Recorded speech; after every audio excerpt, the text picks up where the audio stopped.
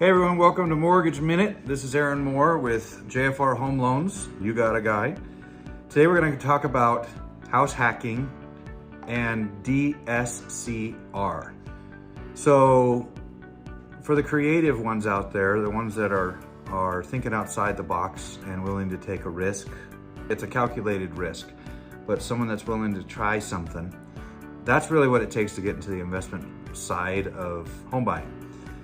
There's a way that you can do it that is a little more secure and a big risk at the same time, only if you're thinking about cost being a risk.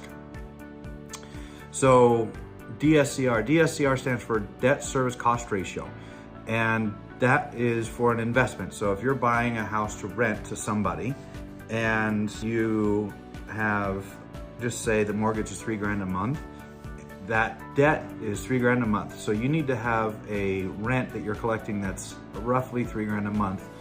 And then the bank will count that as income to help qualify you for that loan.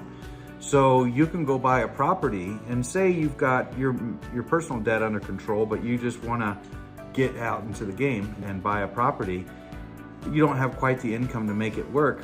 Well, they will count 75% of what your rent is going to be as income to qualify you. So it might make the difference. So I came up with an example. If for the creative ones out there, if you wanted to go buy a fourplex, so you buy a house with 4 individual units in it, you live in one and you can rent out the other 3. And none of that is cheap. So in Colorado, say we find one of those for $750,000. And you think you're gonna have to put 20, 30, 40, 50% down. You could potentially do this deal with 10% down, just over 10%. I've got it down with 89.99% down and it was approved. So that rate is 8.625%. Not great, but really not off too much from what a regular prime rate is going to be. Good for an investment. So you live in the first place and you calculate the other rents are gonna be about $2,000 a piece for each unit. Say they're all 3 of them have 2 bedrooms, 1 bath, whatever, you're gonna get $2,000 a month. So for those 3 units, that's gonna be $6,000 a month in income. But they're gonna qualify you based on 75% of that. So that's gonna give you $4,500 to add to your income to qualify for this home. So if you look at what the actual situation is gonna be on the mortgage, you're going to pay 10% down, so roughly $75,000 down, and then you're gonna have a mortgage of $5,200 at 8.625, and I'm calculating roughly $3,000 a year for taxes and $3,500 a year for insurance. That can vary, but just for this calculation. So you've got a little over $500 there a month that's escrowed. So your total bill is gonna be roughly $5,700 a month. So if you're getting $6,000 a month, then that's a win for you. You're actually not even paying for your place.